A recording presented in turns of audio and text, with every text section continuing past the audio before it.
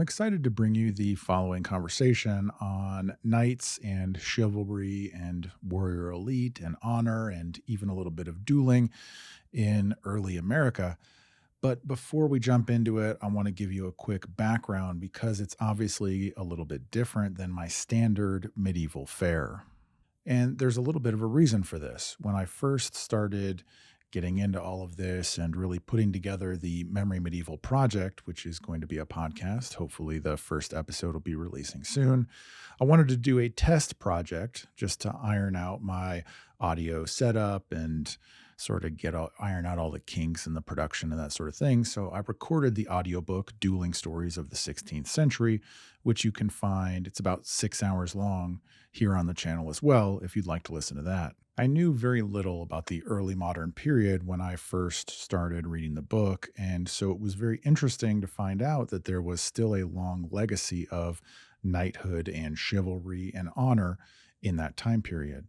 And the more that I've studied and seen other people posting content, it's made me realize that there still are threads of these various ideas that are or were prominent in medieval Europe, such as chivalry.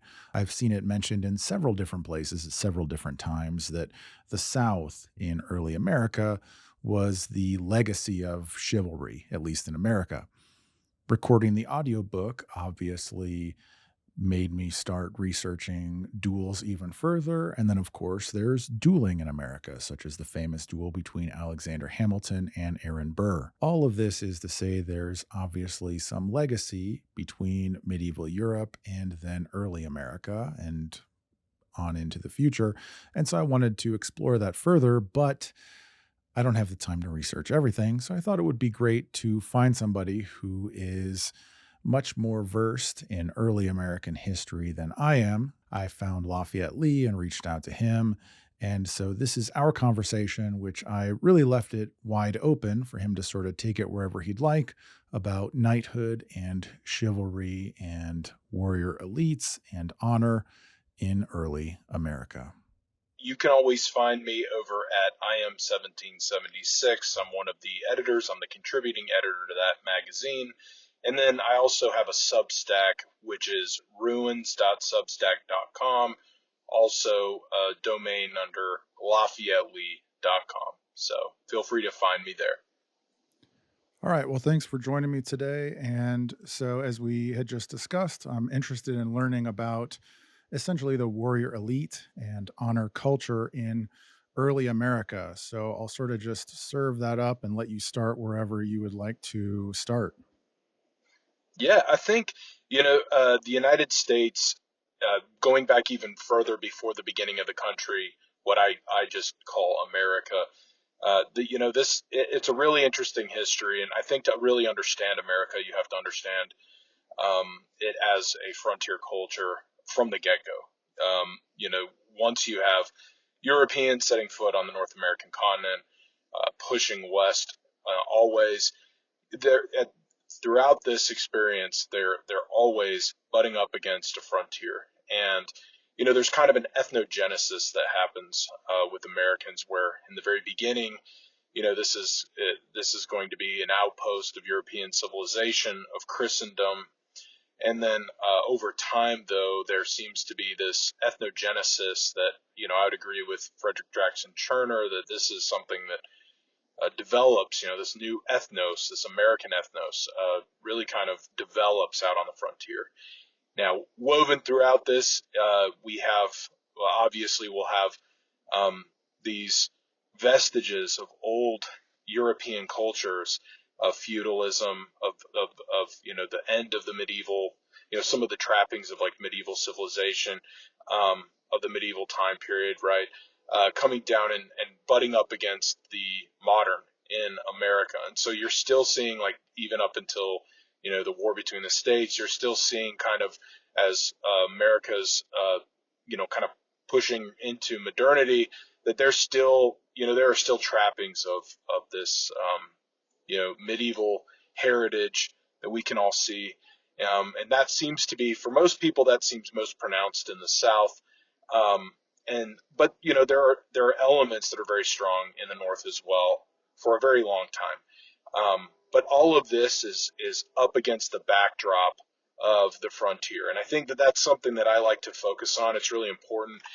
There's a lot of folks that kind of study and look into this. They think it all, honor culture and kind of like these martial virtues, kind of like hit their peak in the Civil War or the war between the states, and then they, peter out or they go away.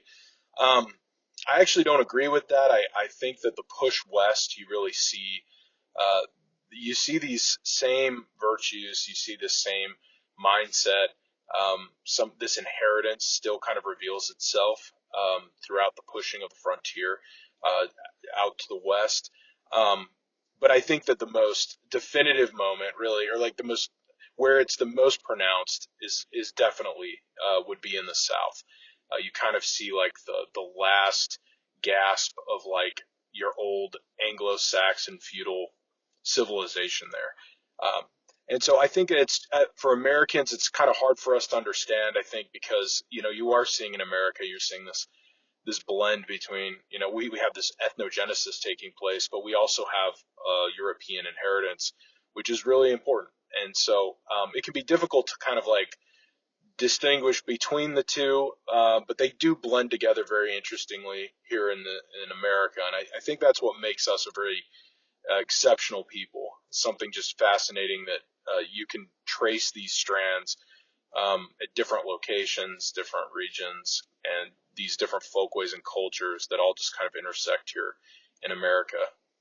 Sorry, that was probably more than you wanted to know, but No, that was good. that's kind of how I start usually with it. So when you're talking about those virtues, are you referring to chivalry? Yeah, well, yeah, I would say that chivalry is present in the American civilization, particularly in the South. I think that there was. I think that the South had a tradition that was chivalric, right? So I would say that, but I would also say there's other virtues that I would, even though I think chivalry, that these two things intersect, but I would say that the Southern honor culture and then the kind of the honor culture we see in the West and other parts of the United States too, but very pronounced in the South. I would say that there is something a little different there at play, between chivalry and maybe your bread and butter honor culture. But I do think they intersect. So how would you describe that? I suppose of the how chivalry or this honor culture manifested itself in the South. Sure. Well, I would take so a thinker that I think is really fascinating and people would probably enjoy. A modern. This is going to be like a more modern take on it, but there's a Southern agrarian named Richard Weaver who wrote a book called Ideas Have Consequences. Kind of passes around in our circles every now and then. But he does talk about Southern civilization, what makes it different. He talks about he references four distinct things that separate Southern civilization from, because you can kind of look at like American civilization as one thing, or you can kind of see it as there's kind of a Southern and a Northern civilization, and that they come into direct conflict during the war between the states. But he would say that the Southern civilization is a unique thing, and that one of the things that separates it from the rest of the country is that it has a very old, almost medieval sense of piety. And so he talks at length about the gentleman, and that this is really a remnant of what your knight or somebody like one of your Norman feudal lords, however you want to put that, that might be like the medieval equivalent, but that the gentleman is a vestige of that.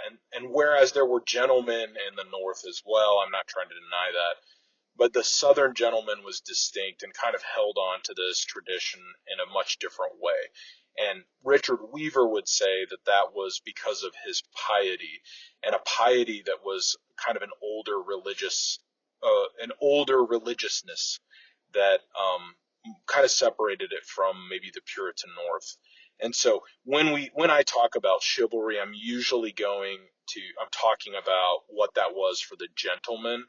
Honor obviously mattered to the gentleman, but honor was something also deeply respected by the lower classes, by your yeoman, and even by your your commoner. Um, and so honor had a was ever present in both of these groups of in all of the groups of people, but it was practiced or observed differently by the gentleman in a more chivalric sense than maybe by your yeoman or your commoner. And so that's kind of why I distinguished between the two. And so the piety, that's Protestant, obviously, right? Yeah, but yes, but I would say that there, it definitely has like Catholic seeds, right? These are things that have evolved, I would say, from old medieval Christendom. So the piety is kind of it's an older, like how Richard Weaver describes it as an older religiousness. It's not by rationalizing faith, which was kind of more of a Puritan innovation. It was actually kind of like accepting the world as it is, as a fallen place. You're less prone to look at like having spiritual projects like building a city on a hill, right? It was kind of accepting the fallibility of human beings and understanding the importance of grace. And this older sense of viewing the world that way and kind of accepting it at its own terms.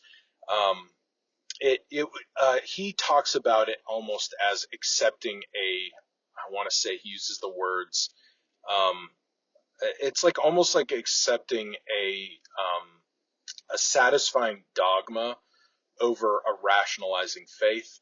So in a way, as we talk about, obviously America was, in the beginning very much strongly a Protestant nation, although we had other traditions, right? And Catholics have been here for a very long time. But, the culture was very much Protestant, but it was almost like you had two different approaches to faith. And in the South, I would say um, it seemed to hold on to that older religiousness that goes all the way back to before the big split. And so I don't mean to convolute this at all. I just think it's important because it does distinguish between kind of the northern orientation towards piety and the southern orientation. Throughout history, many people would say that the South lacked piety compared to their Puritan neighbors, but according to Richard Weaver, I also kind of a take on this position as well, is that there was an older sense of piety, maybe a little more Roman, that existed in the South, and it was just as strong, if not stronger, than the piety of the North. In the book on dueling, Brantome is talking about how a big thing for them is knighthood, and Mm-hmm. how even a king, when he is a knight, he's really no better than any other knight. Like once you're a knight, you're on par with every other knight, and how that it seems that that's the gentleman is sort of evolution of that, if you will. Absolutely. I think that's a very important point you made there, or that he makes as well. Because, and Richard Weaver talks about this. I don't mean to just like draft off of his work alone, but I mean, he brings this up, and I think it's worth discussing because we live in modern times, and so it can be a little difficult for us to understand like what a gentleman really is. And that's why I love what you're doing, is because it is really interesting to dig this up, because it's our inheritance, and it's actually had a major impact on all of us, because it really wasn't that long ago that the gentleman kind of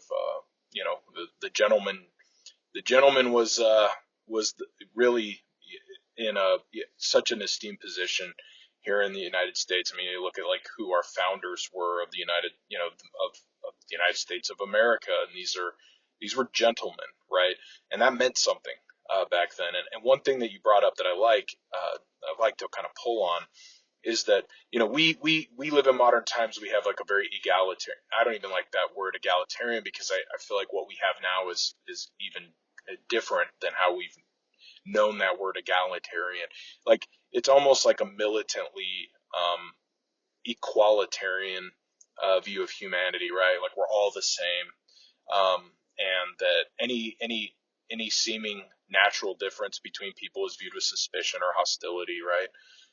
But the interesting thing about, and so anyway, our political project today, for most of the left and then much of the right is kind of like this drive to enforce almost an artificial equality between people, which creates all sorts of problems. And anyway, I don't mean to digress, but the point is that um, today moderns kind of have this perspective of the past, maybe of the gentleman, or going even back further to knights, and they kind of see this. They look at it almost like it's a barbarism, that these corrupt and tyrannical uh, gentlemen, they're really just these like debauched aristocrats that just kind of walk around and just do whatever they want and make everybody's life miserable. And it's just couldn't be further from the truth. I mean, as you well know, it's there something about the gentleman was that he belonged to a class with like, a lot of obligations. I mean, this is like what being a gentleman was, is it was having obligations that the common man was really incapable of honoring. And that, I mean, just the fact of a duel, this was, maybe it evolved to prevent, family feuding and other barbaric practices or whatever. But, there was a cost to this, not just all upside and benefit. And one of the things that is really an interesting aspect of this when we talk about like equality, and you kind of brought in, like the everyone's an equal, like even a king could be brought on a similar level as other knights. And that's kind of this really interesting aspect of being a gentleman, is that even though it was very much it was very much tied into hierarchy and natural hierarchy, that there was a sense of, maybe instead of equality, maybe we could call it fraternity between other gentlemen, and that because everyone had to adopt and respect a code that was everyone understood, that those obligations, because everybody met those obligations, you were like basically a gentleman in good standing, and you were on a similar level as your peers within that class. And it's interesting because, as we talk about, this militant equalitarianism today, I mean, there was a kind of equality and fraternity in this institution that made life function and made things very orderly. And it also, there was also a lot of magnanimity and noblesse oblige to people in the lower strata of society. And so the only reason I bring this up is that I'm sure most of your listeners aren't like this, but there's a lot of young people today and moderns who take a very cynical view of something like the gentleman, in the past, and just kind of see this as like a very outdated, archaic, almost barbaric institution. But it really wasn't. I mean, it was quite, you know, using the word barbaric. I mean, it was what um, separated civilization from barbarism. Is that we had gentlemen, and we had these social institutions that made life orderly, made life just, and tied a community together through obligations. And I think that that's really important, and that kind of gets lost when people today talk about a gentleman, or even going back further to knights and so on. Yeah, I think that's a real problem. That's sort of one of the maybe thrusts of my project is to rehabilitate history a little bit, because I feel like that can be very informative for where we are now. And I find the same type of thing with feudalism, how a lot of people will just assume that it's bad and everybody was entitled, but the entire basis of feudalism was the oaths that these men took either to their superior or that they received and then gave to their subordinates. And you can't have a system that runs on the oaths of men if you have a bunch of debauched oath breakers, basically, which is how people view people of the past, because there's, in this time period, because there's a handful of guys who are notable for being bad, or, being corrupt, or whatever is the case. The system ran as it did because most men fulfilled their obligations, or most men, within reason, operated within fulfilling what they were sworn to do. So I think that there's a lot of value in exploring this history again, and really understanding. how we have inherited what we've inherited. One of the things about America that I think is maybe a little bit difficult to understand is how these sorts of concepts translated into America, because it's a little easier to see in Europe, because it obviously the nobility comes with titles of nobility, whereas once America especially becomes a country, those titles of nobility obviously are given up or not taken or whatever is the case. There's no sort of noble hierarchy, and so there's less of a distinction, or maybe less of a distinction that we can see now, or that is maybe apparent looking back, or that you need some sort of historical context to understand this aristocracy and this nobility, and then how that sort of played out in the country, with the gentlemen, and leading up to the Civil War or whatever.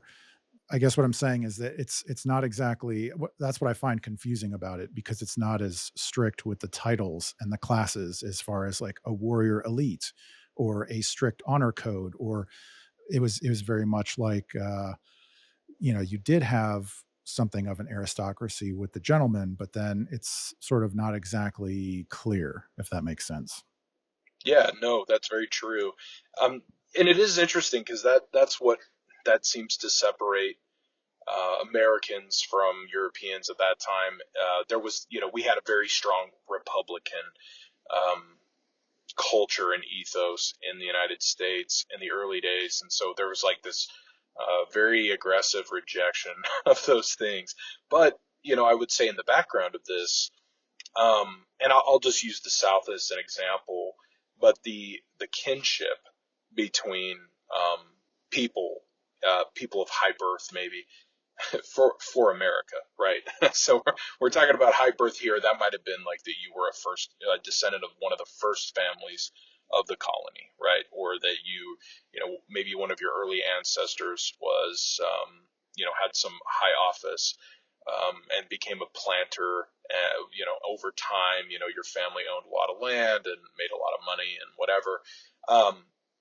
In America, that was kind of like our that was kind of like our era. We did have, I would say, an aristocracy, and then in a place like, Virginia and the Tidewater, you would have kind of this, remnants of a Cavalier um, culture, and these were all, though they were all tied together through kinship, and so that's a way that I think that I think the family in the American family.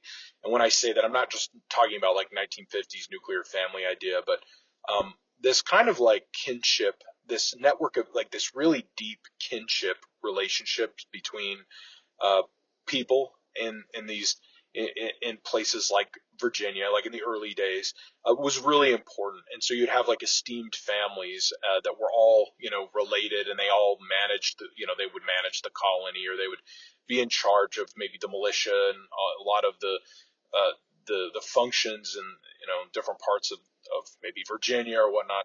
But everybody was kind of like tied together through these kinship relationships that had obligations as well. So there might not have been a formal title of nobility, but like I use this as an example because you could go to the Virginia colony, or even when Virginia was a state, and anyone with the name of Lee, anyone with the name of Randolph, Custis, Washington, these were names that were viewed almost the way that a European would view nobility in an American context. And obviously, like I said, these names all had distinguished themselves.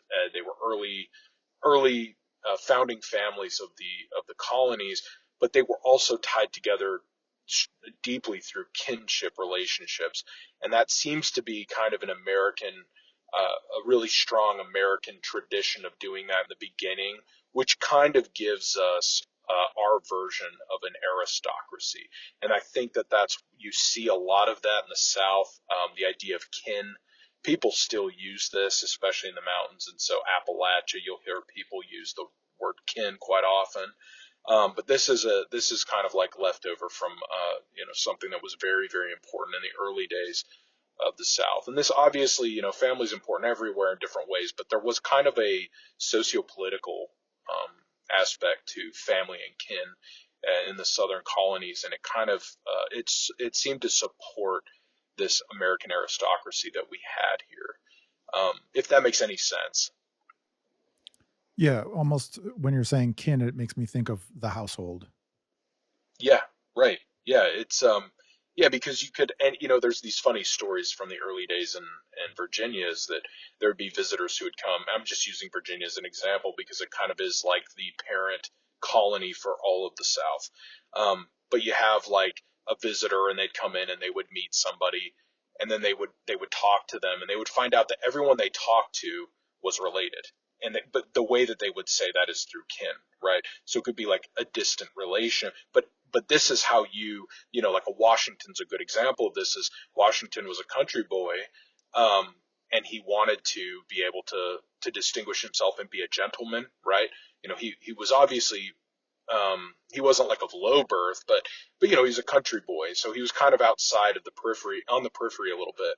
And so like how he did this is he appealed to his kin to help give him opportunities, right? And so like this is kind of how you pulled on those kinship relationships to give you appointments to help become your patron, and these kinds of obligations, I would say, have corollaries maybe in Europe in the past. Is that you kind of see this same thing, is that I draw upon these relationships to help me establish myself, or to help me get a good appointment, or to help me get a good military commission. And this is how I will like distinguish myself and become, a gentleman or of a person of note. I will display my merit, and brings honor to the whole family. And so you kind of see this. It was almost militant here in the South, and so it was like a very important thing. These kinship relationships were just crucial. And if it was difficult for like a common man to break through those things. It could be kind of suffocating, I'm sure. But if you were within that kinship network, this is how you distinguish yourself. This is how you got opportunities. This is how you married well. All those kinds of things. This was like the social web that supported the gentleman and that class. So yeah, like member of the household, having like these kinds of relationships are really important. And these families all intermarried so much that you kind of have this. It was a aristocracy that was very much tied to specific like places, like and professions. Tobacco was one of them, like a tobacco planter. There was a whole culture around tobacco cultivation, and that these were done by certain families, and it was viewed in a very Roman sense, as like you took a lot of pride in being a good tobacco planter. But then you also had these family ties with other families, and this is how you supported one another, and this is how you kind of controlled the whole Commonwealth of Virginia. And so, as you just mentioned, the honor of the family, that seems like a European holdover, if you will, sort of like the upholding your oath in the feudalistic sense, which obviously requires you to have honor, or to be, to uphold your vows of knighthood requires you to care about honor, because those are sort of the underpinnings of that system, honor and being honest and fulfilling your, upholding your word. And one of the things that I think is really interesting that I really learned studying a lot of the dueling was that most of the dueling, if not, well, let's just say most of it, an extreme majority of all dueling basically took place between members of the aristocracy, whether that's knights, or in the early modern period, that would have been like soldiers and captains and nobles, and even various duels. As I was doing some research in America, most famously Alexander Hamilton and Aaron Burr, and so even the culture of dueling, which is very tied to this concept of honor, was something that was a heavy feature in the aristocracy. And I was reading through Alexander Hamilton, for example, was talking about like all the reasons why he shouldn't take this duel with Aaron Burr. But then he lists all these great reasons, like, my family needs me and all these things. But then he says at the end, My relative situation, as well in public as in private, enforcing all the considerations which constitute what men of the world denominate honor, imposed on me a peculiar necessity not to decline the call. And so it seems that this concept of honor, so I mean, if you have, how did this like honor culture exist in early America? Yeah, that's a great question. Kind of going back to what I said about the divergence between, you have your gentlemen and maybe your yeomen have a little bit of this too. With your commoners, you're going to have two classes of people that both are bound by honor in different ways, but it expresses itself differently in their different obligations. And so, uh, to kind of take the duel, for example, this is going to be your gentleman, and commoners would still like challenge each other to fighting and so on. So like, but there were a lot of there's kind of a ritualistic duel, the handkerchief, having seconds, making sure all those kinds of rules that surrounded a gentleman's duel were very different than the kind of fighting, challenging that would take place between common people. And there was something I'm maybe you've read about this, but there's this thing called rough and tumble. Have you heard of this? No, I haven't heard of that. Okay, it's great. If any, I mean, this is the opposite of gentleman, by the way, but I think it's important because it makes an interesting point about America. Is so, gentlemen, we have the code duello, we have the duels, and gentlemen all knew what was expected of them and how to protect their honor and preserve it and so on. And you have like duels between somebody like Alexander Hamilton and Aaron Burr, but then there were other people, common people, maybe the yeomen as well, that also had to preserve their honor, and they would challenge each other to fighting and so on. But it came in the form of like a rough and tumble, is what they called it. That these were often just big brawls, and some of the kinds of fighting that they would do, we would call that we'd call it dirty, dirty fighting. There was eye gouging, there was like hair pulling, biting, scratching, uh, there other things, going for cheap shots. We'll just say, um, and many people that engaged in rough and tumble would like lose their eyes. They would, some of them would die. They'd get bludgeoned to death.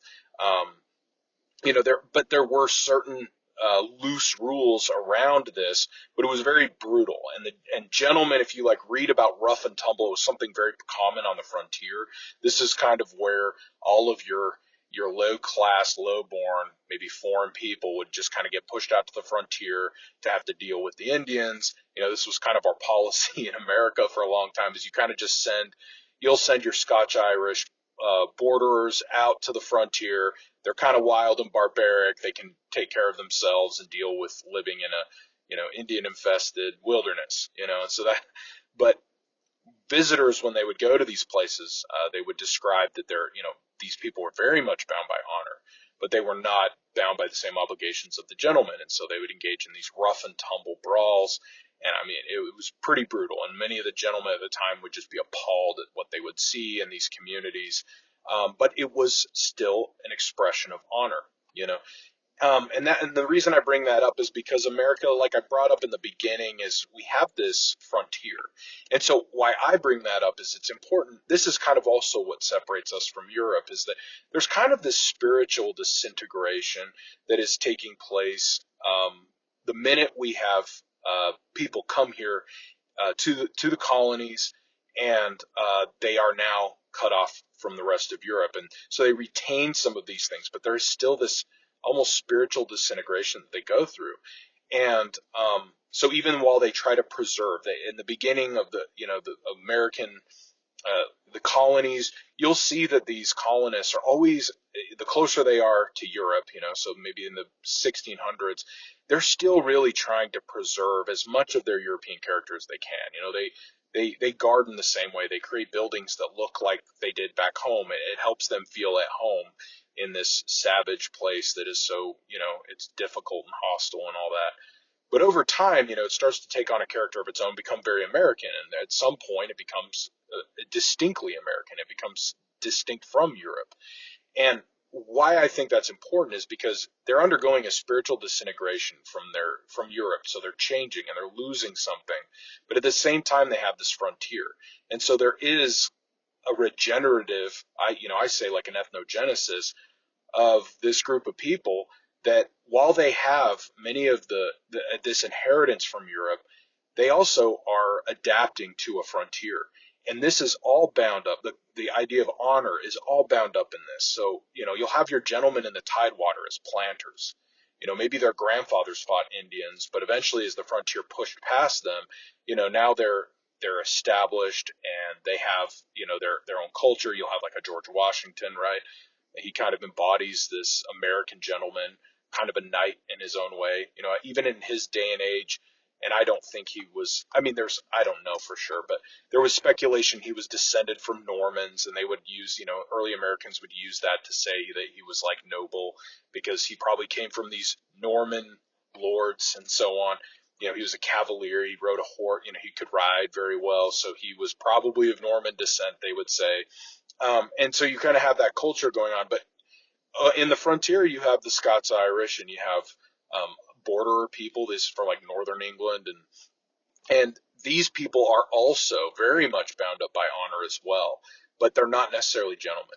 And so I bring that up just because I see the two blend together a lot, and they kind of seem to, like, a good example of how these things kind of explode together is when you look at something like the war between the states or the Civil War, is that you see, you'll see like a Robert E. Lee commanding the armies, the the Army of Northern Virginia, but in the West you'll have like a Nathan Bedford Forrest who rose from, I think he was the only person to rise from like private all the way up to general, brigadier general, and he was considered a common man on the front. He was like a frontiersman, that was kind of like his.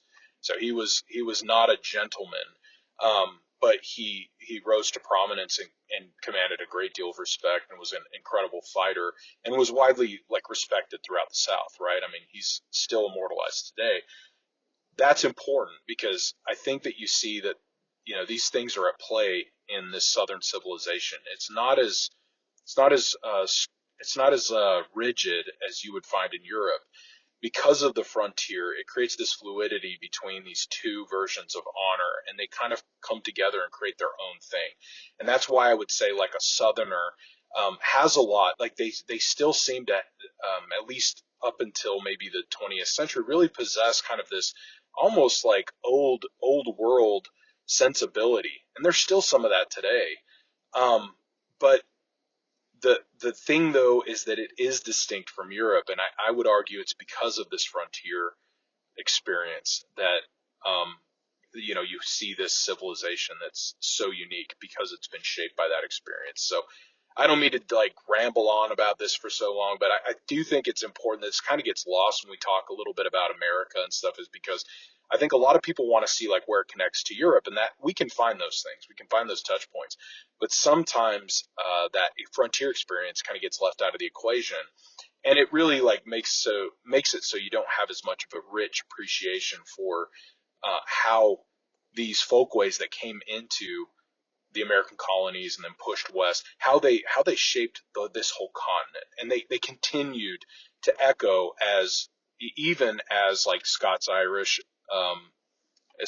frontiersmen were even pushing into like Texas and going all the way to California. Like you still see this. The one last thing I'll bring up is an example of this is like, who would you say in modern times still had this sensibility of a gentleman, right? I would use an example of the most recent I can think of that would be like this. Well, there's many examples, but one that was prominent would be like a George S. Patton, who was very much like an American aristocrat, who viewed himself with the same code, sense of honor that he had inherited from his Southern ancestors, but he grew up in Southern California. So he has this experience of understanding the frontier and having that sense of honor. He had Scots-Irish ancestry, but he also had, Old Anglo. And so he's very much like the most modern gentleman, still kind of has a 19th century perception, but he also is bound up with the honor of the frontier and that kind of almost that savage I don't want to say probably not savage is the best word, but just like almost like a ruthlessness that you see among American gentlemen in the South and in the West that makes us a little different, I think, in some ways. Sorry, that was a lot, but No, you're I good. just want to emphasize the frontier in that. Well, so how would you say then that the concept of honor or this honor culture then evolved? Like at the beginning, because it seems to me that honor is this fulfilling the obligation of your word or the obligation of your responsibilities. How do you feel like that changed over time or through the frontier or through this process of expanding? Yeah, that okay. So what I would say is, in the beginning, America, as we knew it, with the 13 colonies, we had a frontier that was, at first it was mountains, right? So we have the ocean on one side, we have the mountains on the other. We're like an island. I mean, it's you. We were very much bound up in a very big geographic area, but it was bordered by some serious natural features that made it difficult to expand. And so in that time that we were all kind of bottled up in the 13 colonies on the coasts, um, you see that the political institutions are are are left over from Europe. So there's kind of like this European, like there's still, it's very Anglo, right? You have like the way that towns are ordered, and like in the north you'll have towns in villages, and the way that they're organized and ordered is in a certain way. In the south, it's slightly different. The county system, you have sheriffs. I mean, these are all like leftover from England. They this is how we order ourselves here. It's very Anglo. And in the beginning, so, for hundreds of years, this is kind of how everything is organized. But always there's this frontier that is moving slowly west. So there's this thing going on, and this is a tension that early American founders actually talked a lot about. And some of them were excited about it, some of them actually viewed it with a lot of apprehension. But that as America was expanding, there's kind of this debate, like if we push westward, because Americans, this is the other thing, is there's kind of this inferiority, right? Um, Americans are, every time they go to Europe, they feel a little out of place and ashamed because, in some ways Americans are like these strange people that are, in the wilderness and the frontier. They're kind of rustic, and they still have kind of a European mindset, but they're not really European, and everybody knows it. And so there's kind of like this sense of inferiority, especially in the beginning. And so like Americans kind of have this. This is like where you get this like almost fanatical republicanism. And so there's this debate going on as we're rabidly Republican. And this debate is, should we stay bottled up here and slowly move west so that we can make sure that we still have these Republican institutions, that we retain those, right? These are like things left over from our European civilization. So like, if we want to have a good, orderly, and constitutional um, American experience, we have to do very slow. Um, we have to go west slowly and make sure that everything is set up correctly. I'm kind of like glossing over this a little bit, but the point is there's a debate. Should we rapidly expand west or should we slowly expand west? Because we need to make sure that the political institutions that we install there, again, this is very Anglo, that they are done correctly, that this is constitutional, that we don't expand too quickly and lose this like republicanness that we care so much about.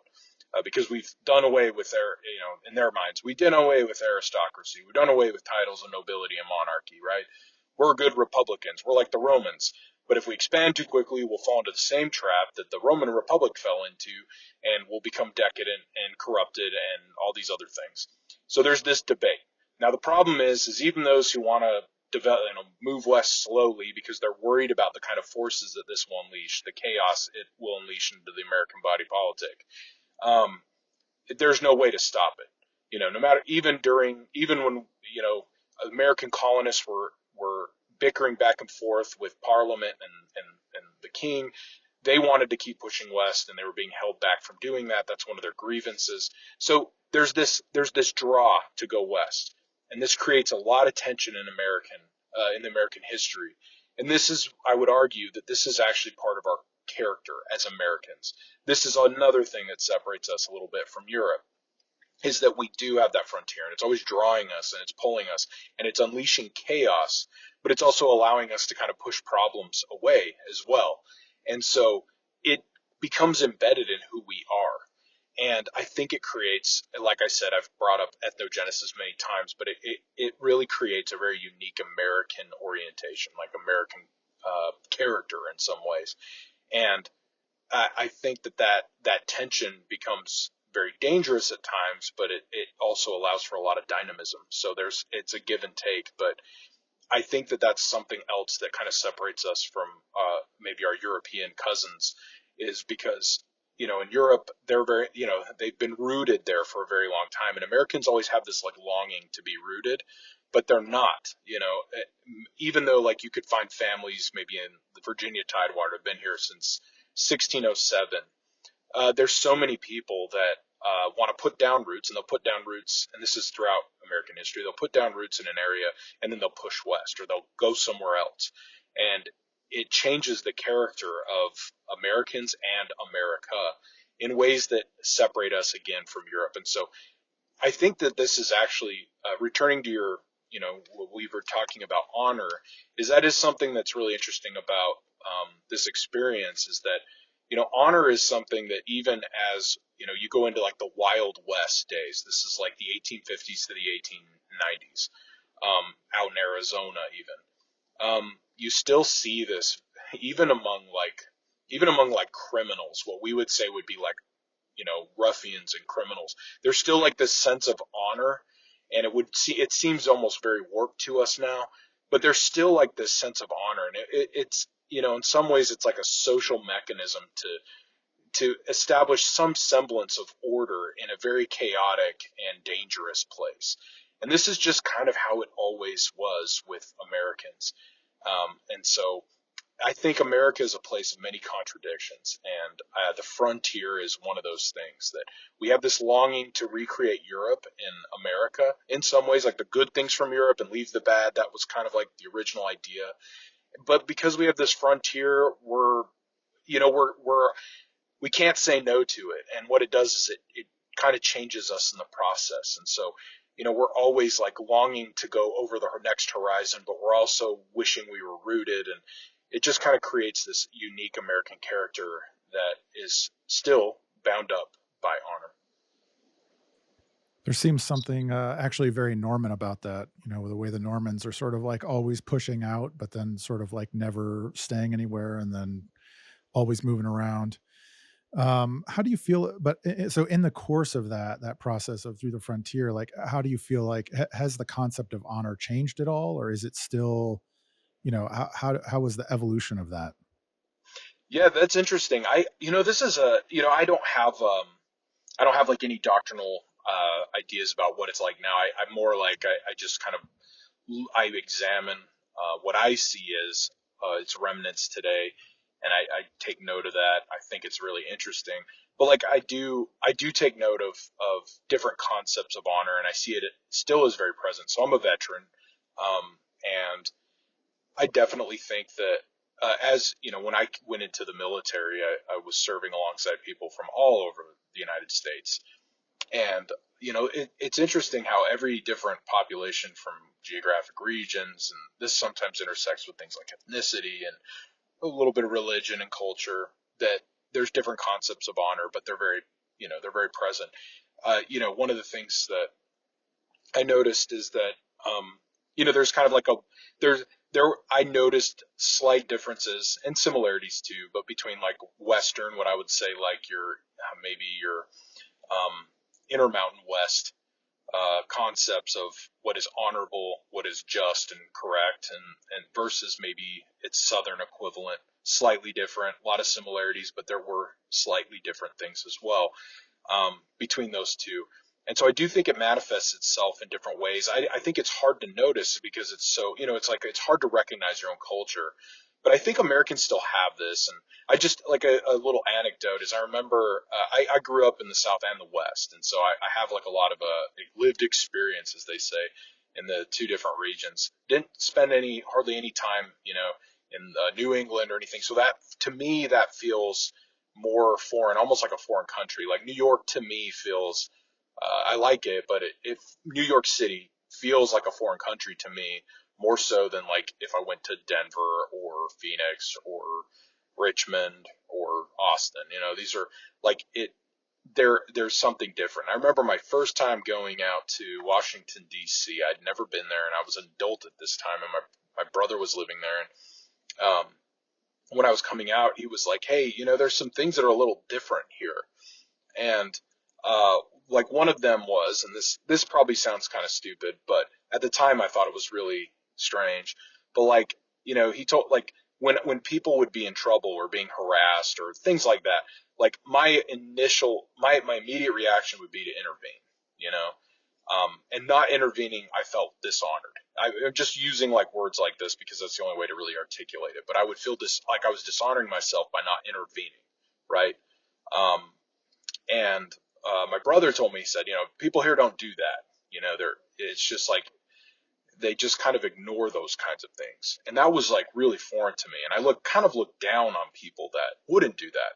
Now I'm older now and I've spent more time in cities. I don't really think that that is indicative of everyone. And I also I realize that, in the world we live in, there's reasons why people don't get involved with things like that. But I just remember being like, wet behind the ears and going to this very foreign place for the first time in a city. And, I was from like a rural small town, that I had a very outdated, maybe an outmoded, version of honor, what I would call honor.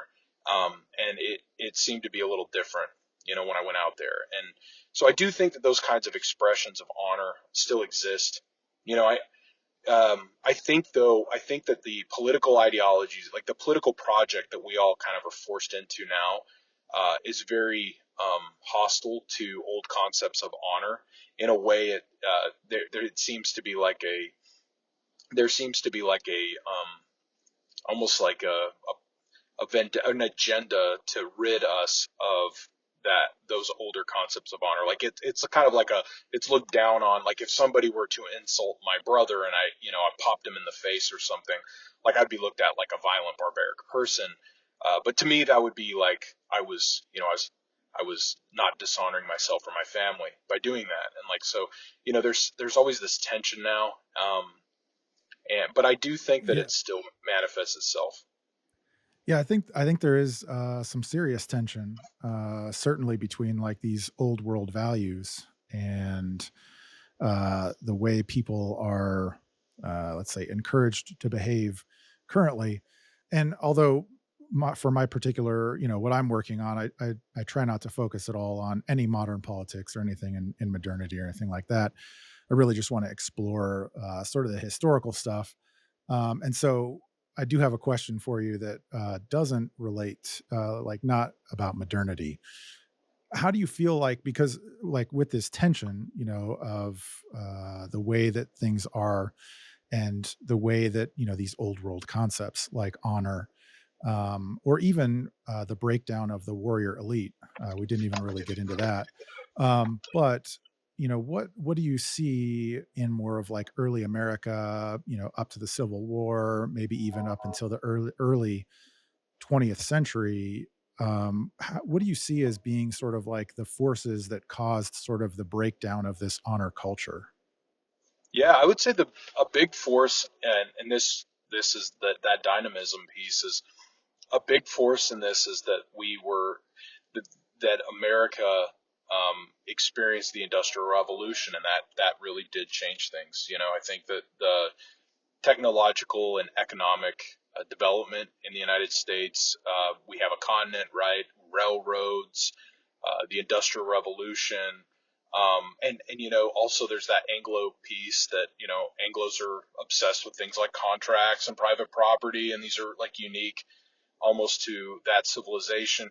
That kind of unleashes this Homo economicus, where you still have like this warrior elite though, like, and you can trace this. I mean, like you can still see it. Like I brought up George S. Patton. He had a very he still had that old concept. I mean, that was very important to him. I mean, and like World War II, you had You had Teddy Roosevelt's son die. You had Nathan Bedford Forrest's grandson die in that war as well. You had George S. Patton, whose both grandfathers were Confederate generals. I mean, so, you still have this, but I think that I talked about earlier this spiritual disintegration. I think that was all accelerated by the Industrial Revolution. And I think that those economic forces, and, in America too, we're exploring this continent, rivers. And I mean, we look at them now like, oh, it's a river, but like back then, what was a river? A river was travel. River was pushing goods from uh, up the Mississippi from one end of the country to the other. Railroads connected one coast to the other. We had the telegraph. We have, even the development of the cotton gin revolutionized agriculture, really like solidified this planter elite in the South, changed everything, tied us even closer to Europe with our agricultural goods, and we had these fights over manufacturing versus agriculture, free trade versus protectionism. So like all of these things, I think accelerate this disintegration of that warrior elite, because at the end of the day, um, it's no longer like I'm a gentleman because I go out and I'm an officer. I'm not bound. Like I'm not. I'm not like the captain in my local militia. I'm a gentleman, and my family's been here for 300 years. And I'm holding the same office that my grandfather had, or whatever. I have a commission just like he did. Now you can distinguish yourself, and you kind of have this mobility too of the common man. And somebody can go strike it. I mean, I just used the example earlier of like a Nathan Bedford Forrest. He can, he became one of the. I think before the war between the states, he was one of the richest men in the United States at that time, right before the war, doing, being a slave trader and selling commodities and speculating and all this other stuff.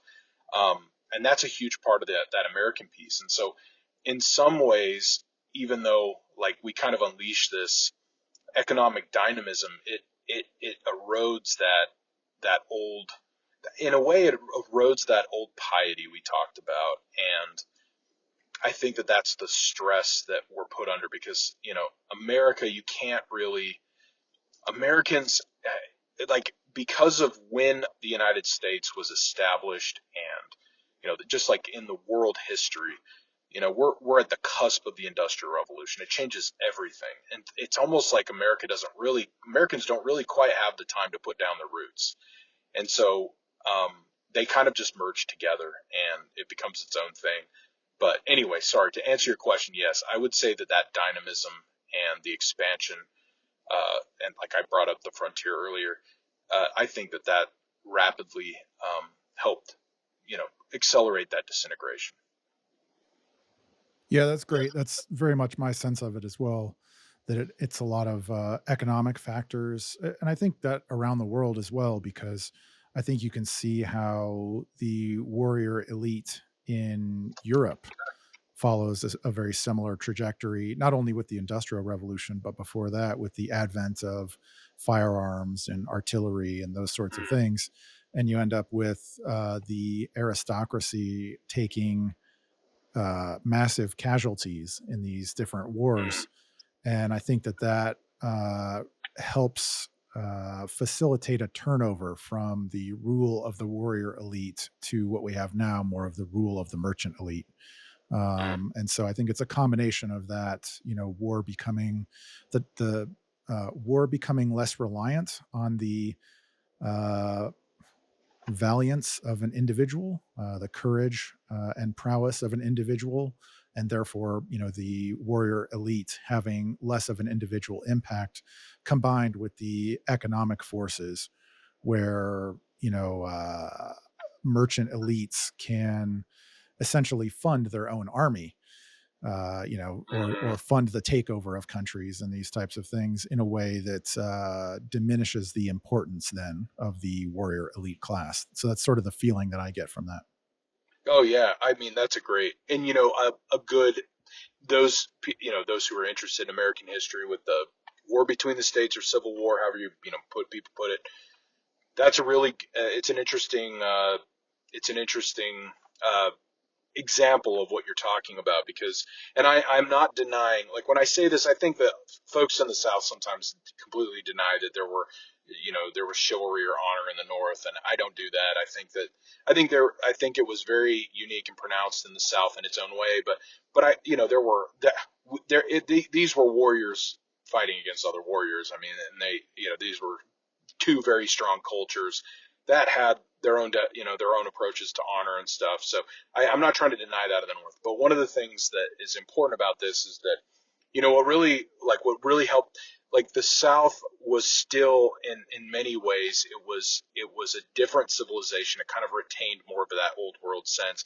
So and this was really the end of what I would say the end of the Civil War was the end of that old American Republic that was kind of established under Washington. And what I mean by this is that the war for the South was, why did you go to war? You went to, I mean, people today want to pack their ideology into it, but why you went to war today is if you're getting invaded, you have an obligation to your family, your friends, your neighbors, right? You belong to a community, you belong to a state, and this is your identity. This is who you are. This is your country, how they looked at it. This is your nation, it wasn't that we are all just Americans alone. It was, I very much have these, like I brought up kinship relationships.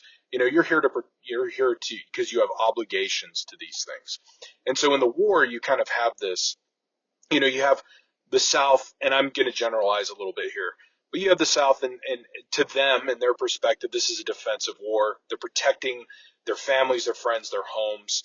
They evoke, old memories of, they invoke the Romans and stuff because that's how they view themselves. And yet in the North, it's a different experience. And one of the things that's important here is that you do see that the North is, it's got a heavy manufacturing base. They're kind of at the cusp of a lot of these economic changes. And for example, Lincoln is able to conscript or to encourage recent arrivals and immigrants to join the army. And in some ways, the reason I'm bringing this up is because the North seems to kind of typify this change, this transformation that we're seeing. Not to say that there wasn't a martial class in the North, not to say any of that, but to say that the forces of economic change, this transformation that would soon sweep the whole country, the North is at the forefront of this, and it affects how the war is fought. It affects how well the North is able to prosecute the war logistically, being able to move goods and weapons and men from one place to the other rapidly with railroads. I mean, so you're seeing this kind of cataclysmic clash between these two civilizations, one of which is still kind of rooted in the old world, whereas the other is almost fully embraced this dynamism that we're talking about. And so I agree with you. I think that, and I feel like we can see these moments over and over again in the American history, and the U.S. Civil War is like the best example of that. So maybe a succinct way to put that is that economic technology becomes a warfare force multiplier, Absolutely. And yeah, and and that Americans have sort of always that done sort of that well. degrades. I'm sorry. Go ahead. Oh no, I'm agreeing. I just say, and Americans. I mean, it's really baked in the cake for us, and I would argue that this is why Americans are good at. I mean, I know that we haven't done too well. I don't think we've had our heart in it, but we haven't done too well in recent years. But the point is we know how to fight wars, and we have no compunction of going to war because there's a way that we fight that it's just. I mean, we tend to have an advantage because of this.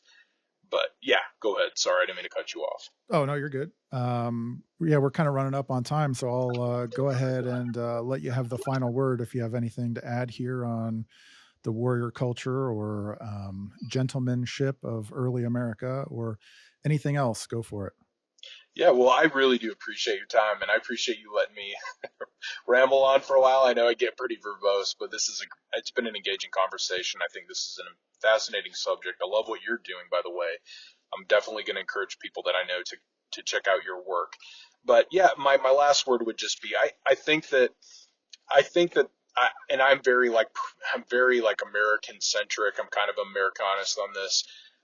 Not to deny anything from our European inheritance, but I do think that sometimes we sleep on this aspect of it, and I think one of the best places to look for the American expression of some of these things like chivalry, old piety, even like some of the vestiges of feudalism, you can see that very pronounced in the United States, especially during a certain epoch, and that's going to be most prominent in the South. And so I think anybody who's interested in this subject, I again would recommend reading Richard Weaver's Ideas Have Consequences. He has a section in there where he talks about the gentleman and the evolution of the American gentleman, particularly the Southern.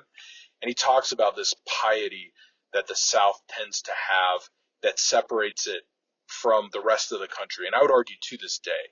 And so anybody who's kind of interested in the evolution of that, he gets into this kind of Homo economicus thing. I just think it's fascinating, and it might make for a very rich study of chivalry from an American perspective.